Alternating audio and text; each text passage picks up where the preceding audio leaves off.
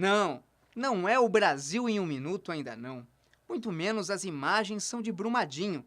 A água barrenta que você vê é do rio Pilões. Preocupante.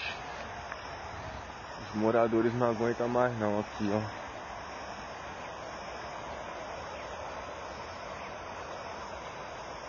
Tá feia a coisa, hein? Na água fria, a sirene toca em sinal de alerta. É um aviso da Defesa Civil para os moradores deixarem suas casas. Em meio à água, as pessoas tentavam salvar tudo o que podiam.